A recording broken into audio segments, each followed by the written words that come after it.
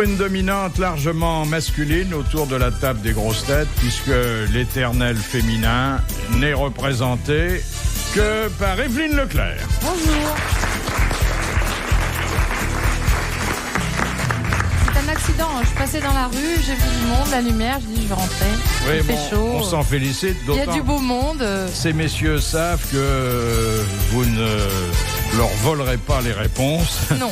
Alors ces messieurs, on a pris d'abord ceux qui étaient disponibles et puis ensuite une grande variété de séducteurs masculins, sachant que vous étiez une connaisseuse. D'abord le petit dernier avec le sourire un peu sardonique et le sourcil emmanuélien, Raphaël Mezrahi. Bravo.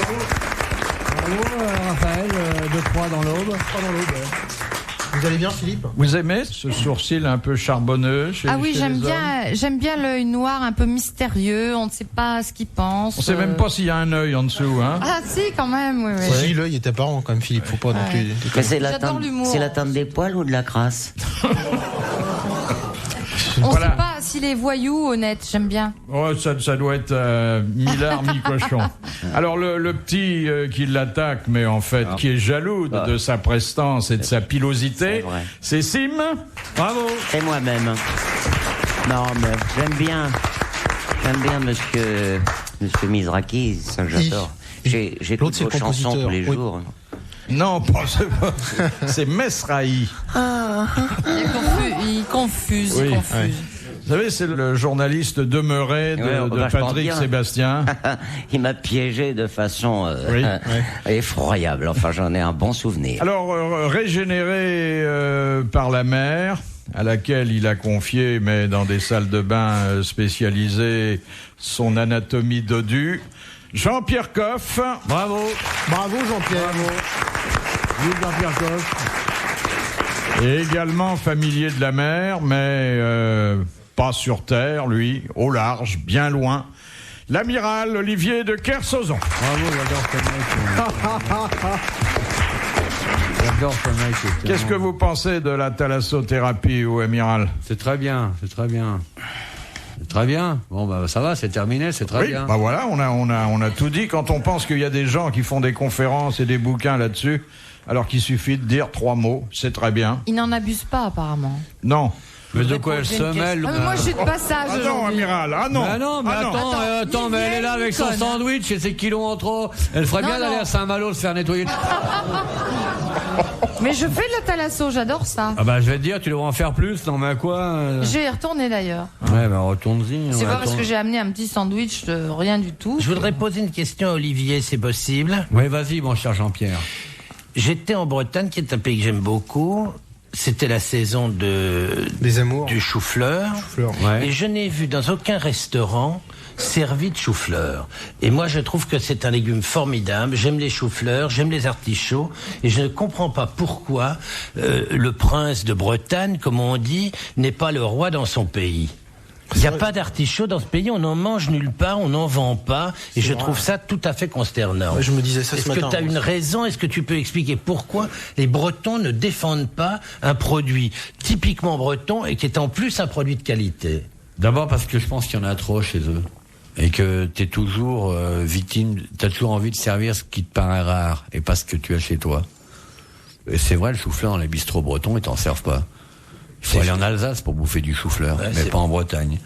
Mais ça, c'est leur tempérament, si tu veux. Puis c'est vrai qu'en Bretagne, beaucoup de bistrots sont pas tenus par des Bretons.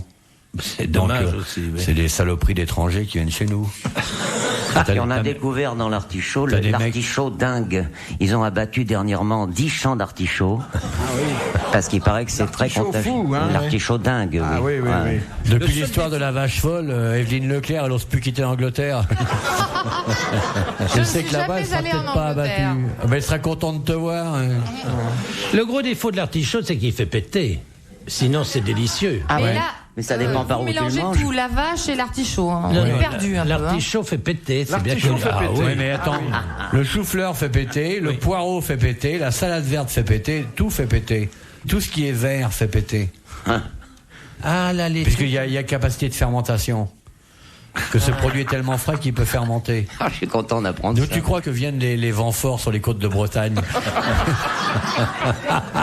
Si ce n'est des proutes non nauséabonds d'une population abondante qui se nourrit la nuit de pleine lune sur les champs d'artichauts à plein éclos.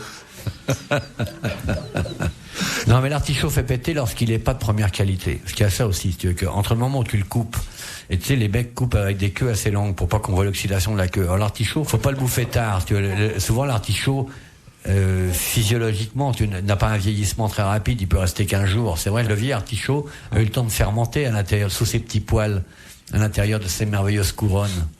Mais c'est très bon l'artichaut. Si vous mangez de l'artichaut, Philippe, vous verriez que votre sexe double de taille. Donc vous feriez facilement 5 cm de long. Les grosses têtes dans la nuit des temps. Sur RTL, de 4h à 4h30. Ça marche alors, votre petit... Mon petit dernier, oui, mais je vous remercie. Non. Ah ben vous parlez du pharmacien. Voilà, Ouais. ça marche bien. Il est toujours... Il est toujours là. Oh, dis incroyable. donc, c'est fou, Il passe ouais. avec elle dans 30 millions d'amis. C'est le pharmacien qui a adopté une vache folle. C'est la jalousie. Hein, Il sait qu'on parle de lui oui. ici? Il a déjà entendu. Ah bon? On lui en a parlé. Parce qu'il entend en plus, putain. Oui. Oui, il voit pas, mais il entend. Il n'est pas Ouais. sourd. Et vous nous Mais l'amenez il un voit jour? quand même. Oui. Bon, ça serait bien, hein? Oh là. Ouais, On voit à allez quoi il vivre un grand ressemble, moment, hein. Ah Ouais, oui. J'aimerais bien voir la tête du héros, ouais. Le bonati Il y sexuel en qui a grimpe ça. qui vont au front, tu vois. Et on a Hein? dit que vous l'aviez trouvé grâce à votre serveur. Ah non. Non. Mon serveur téléphonique n'y est pour rien, mais encore que ça aurait pu se faire. On m'a dit que c'était un type très connu, qu'il avait sa photo dans tous les commissariats.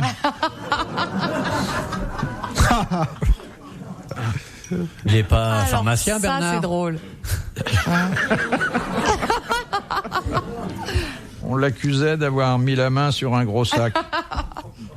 Non, c'est une fausse information. Question de Monsieur Leblond. Et excusez-nous si on vous pose des questions indiscrètes que vous nous en ne prie. devrions pas vous poser, parce Ouais. que Mais- votre vie privée ne nous regarde pas. Je suis Non, à votre bien entière d'accord. Je disposition. dirais même qu'elle nous intéresse très peu. Non. Hein? Pas du tout. Bon, alors je vous Rien à répondrai. foutre. Non, elle nous intéresse même pas du tout. Ah non, en plus on est là pour faire une émission gay, c'est souvent à pleurer ce qui arrive à Evelyne. Ah non, en ce moment, non. Oui, enfin longtemps ça a été, hein? Ah bah oui, ça a Quand été vous longtemps, reveniez, que vous disiez, bon... il En est encore pleurs, quand parti. elle revenait en pleurs. Il n'y avait plus d'hommes, plus d'argenterie, Plus d'argent, plus rien du tout. plus rien du tout. Et en cloque. Ça non, hein, faut pas rêver. Hein. Mais avant le pharmacien, t'avais eu d'autres pharmaciens? Non, c'est mon premier. Ton premier pharmacien. Mais c'est pratique. Hein. Ça doit être émouvant, le premier pharmacien dans une vie de femme. Hein. Mais t'es avec, c'est lui pour pratique, qui c'est t'es avec pratique. lui pour qui t'aime ou qui te soigne? Les deux, mon général. Tu sais, à l'âge que j'ai... Non, c'est pratique, c'est très pratique. C'est Oui, peut-être c'est ton- ce qu'on se peut-être ton- disait à l'âge Ouais. qu'elle a, quelle chance. C'est ça qui est émouvant. Laissez-les dire. C'est la jalousie qui les fait parler. Oh bah t'as raison. Question de Monsieur Leblond. Quel auteur de romans populaires portait pour écrire des gants, paille parfumée, qu'un domestique lui présentait sur un plateau d'or ciselé? Un anglais, ça, non? Et pourtant, c'était un romancier éminemment populaire, mais qui ne pouvait œuvrer que dans un confort raffiné. Français? Teilhard de Chardin? Non, c'est pas un romancier Ah populaire. non, on peut essayer. Français. Français. De quelle époque? 19e. Château. Zola? Non. Oh, vous voyez Zola avec un... Allons. J'adore. Pardon. L'auteur des Mystères de Paris, non? Pierre, Oui. Pierre Loti? Non, l'auteur des Mystères de Paris. Il va trouver. Qu'on ne le trouble pas. Ah. C'est une affaire de minutes. Allez, vous êtes avec moi, Jean-Pierre? Oui. Alors, il avait donc... Paul Féval. Ah non, ça c'est les mystères de Londres, Paul Ah oui. Féval. Alors, bah merde les gars, aidez-moi quoi. Non. J'ai fait le plus gros. Et d'ailleurs, Paul Féval n'a écrit les mystères de Londres que parce que les mystères de Paris avaient Ah ouais. remporté un énorme succès. Paul Féval. Eugène Sue. Eugène Voilà. Sue. Oh. Bonne réponse de Sim et merci à Jean-Pierre Coq. Car c'est infiniment délicat que de connaître la réponse et de la laisser à un camarade. Ah, merci, monsieur Infiniment Coff. délicat. Vous êtes bien bon avec moi. Et il vous changeait de redresse. gants à chaque nouveau chapitre. Ouais. Ça, c'était un auteur raffiné. Hein. Ah, il transpirait beaucoup. C'est marrant d'ailleurs, parce que ça veut dire qu'il écrivait avec ses mains. Il y en a tellement qui écrivent avec un balai de chiottes. Avec leurs pieds. Question de Madame Tolson. De quoi est composée la polenta? Une portugaise, de semoule de riz. poils de cul, Non. du riz, semoule de maïs, semoule de maïs, de maïs, farine de de poils maïs. de portugaise, de chicot, de bouille dedans pendant des heures. Il y a 4-5 asticots, un ticket de métro usagé, un préservatif. Oublions cette recette totalement médisante Et de machiste. la polenta et retenons celle beaucoup plus succincte qu'a donnée immangeable. Jean-Pierre Coff. C'est immangeable. C'est à base de farine de maïs. Bonne réponse de Jean-Pierre Coff. Mais c'est immangeable. Alors, c'est un plat national pour certains Italiens, hein? Tout à fait. C'est immangeable. T'en as déjà mangé de la polenta, toi? C'est vrai, c'est Ouais, pas très- Hein? C'est pas bon, hein, Jean-Pierre? Enfin, moi, je Non, on peut c'est s'en bourratif, passer, c'est- enfin, C'est immangeable. ils aiment ça, je veux dire, il y a des gens qui aiment la morue, d'autres la choucroute, mais je sais C'est pas, bon, la morue. c'est pas très excitant. C'est quoi qui vous excite, vous, Jean-Pierre? La blanquette de veau. Comme manger. Pardon, j'ai pas La fini. blanquette de veau, le fromage de tête, la potée au chou, un bon bourguignon, des rillettes sur un beau pain, odoriférant avec une jolie mie blanche parfumée. Je sais pas. Et vous n'aimez pas le plat préféré Un bon maquereau. d'Evelyne? Un bon maquereau grillé. De loi. Hein, ça c'est le de loi, c'est Jean-Pierre, magnifique. vous n'aimez pas le plat préféré d'Evelyne, le pharmacien sur canapé? Comment passe? Non, mais il avait dit avant un maquereau grillé, non? Ah, c'est bon, Ça, là. c'est quand il y a le feu dans la pharmacie. Un beau hareng, tiens, qu'est-ce que c'est bon. Moi, je préfère les poissons bon marché, un beau hareng, c'est magnifique. C'est quoi un beau hareng? Un beau hareng? Ah, un beau hareng, pardon. ça, Un c'était- beau hareng. Un merlan. Eh, trouvez-moi mieux que le merlan. Un coiffeur? Un merlan brillant. connais ça? En colère ou colbert, juste poilé comme ça. Si vous me trouvez mieux, ben, dites-le moi, je ne revois pas. 2 Merlin. Philippe Bouvard sur RTL, 4h, 4h30, les grosses têtes dans la nuit des temps.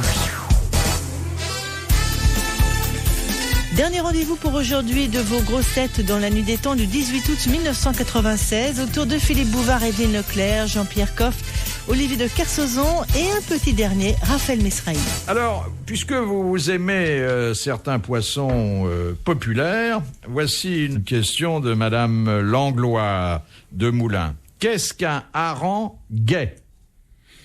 Elle est un peu comme ça. Grec, hein?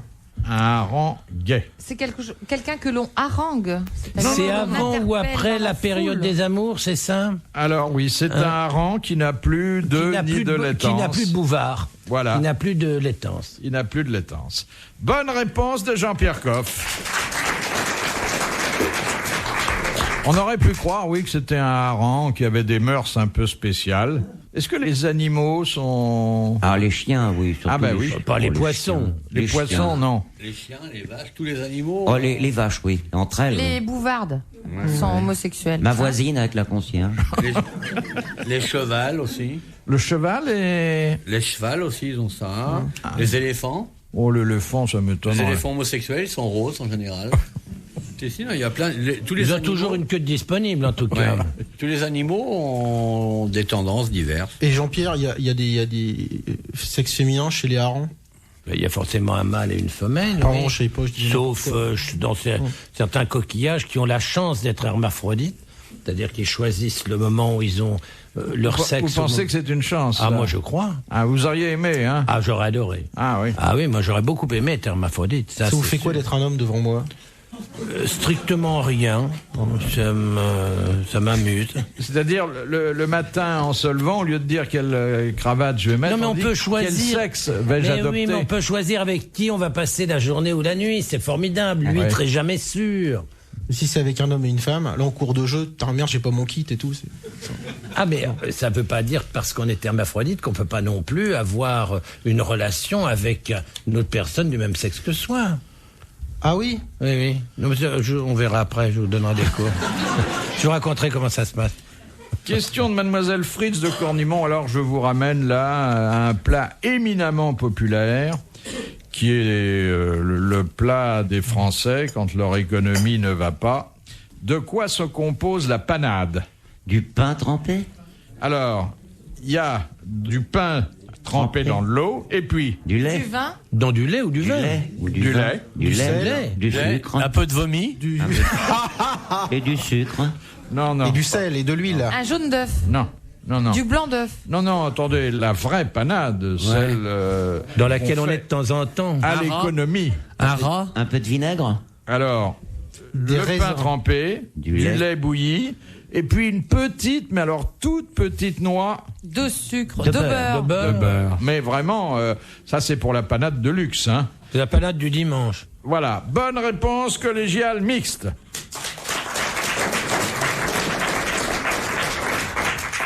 Tiens, une question un peu technique, question de Monsieur Tabar. Dans l'expression moteur turbo, de quel mot turbo est-il l'abréviation? L'amiral doit savoir. Pourquoi tu dis ça, chat, moi? Parce que Turbo-réacteur. Non. vous êtes très près du siècle, du progrès technique. Turbo compressé. Compresseur. Turbo-compresseur. Eh ben alors, j'ai dit quoi là tout de suite? Eh bien oui. Bon bah alors, on dit Deux bonne réponse. bonnes réponses de l'amiral et de Sim. C'est le turbo-compresseur. Et on vous vend un tas de voitures qui sont baptisées turbo parce qu'il y a un turbo-compresseur. Alors comment ça marche ça? Bon, moi je peux vous le dire. J'en sais rien. J'aimerais bien vous le dire. Et le poisson, il y en a un qui s'appelle Turbo, je crois. Un jour, il y a ma tante qui m'a dit tiens, je vais te faire du turbo. C'était pas du. Oui. Votre tante a bien raison. Jean-Pierre Coff et Oui, Miss Jean-Pierre Raïs, est un grandiose. peu étonné. Ah non, pas du tout. Non, mais je me demandais ce que ça tente. Raphaël nous a été confié par sa famille qui aujourd'hui ne pouvait pas le garder. Non, mais c'est très bien. Jean-Pierre ne l'avait jamais Mais rencontré. pourquoi Jamais. c'est votre tante qui vous fait du Jamais. turbo? Ah, elle me fait plein de trucs. Parce que Ah bon? Parce qu'elle me dit tiens, je suis spécialiste de la famille. Et elle vient, elle me dit tiens, allez, viens à la maison, je vais te faire à manger. Qu'est-ce que tu veux aujourd'hui? Et oui, j'ai du turbo. J'ai dit tiens, mais le turbo c'est bien. Et j'ai appris que c'était du poisson. C'est pour ça, c'est pour rebondir. Comme on a posé une question sur le turbo, j'ai dit tiens, c'est peut-être aussi. Mais c'était bien d'ailleurs, c'est une bonne idée. Voilà. Ça rebondit pas très haut, mais très haut. bon. Oui, mais enfin, ça Plafond s'en rebondit. bat. Oui. Ah ouais. Bon, Ah ouais. C'est bien. Mais il parle pas souvent, mais quand il dit quelque chose, ça... C'est drôle. Ouais. Oui, C'est Mais il faut réfléchir. Hein. C'est parfois drôle, mais c'est souvent vraiment intéressant, quoi. oui. Moi, C'est- je regrette de pas prendre des notes. Merci, amiral. Oui, surtout que comme on comprend pas tout de suite, on gagnerait à relire. Ouais. Ah non, mais moi j'ai bien compris, sa tante lui a fait du turbo. Ouais. Et il n'était pas sûr qu'il mangeait pas de voiture. C'est ça, non? Non, je voulais savoir un petit peu, intrinsèquement parlant, la différence qu'il peut y avoir entre le poisson, si vous voulez, et puis le moteur dont on parlait précédemment. Ouais. Là, je me suis emballé, pardon. Ah oui, forcément, avec un turbo, on s'emballe. Elle est bonne, ta tante? Ouais, elle fait les nouilles. Mais Plein. Il y en a plein. Elle fait des nouilles. Non, si elle aime les nouilles, il faut pas lui envoyer l'amiral. elle est bonne. Elle est sympa, ouais. Quel âge a-t-elle, votre tante? 62 ans. Faut la garder. À mon avis, il faut que vous la gardiez. Oh, moi, je vais la garder, de toute façon, je fais que ça.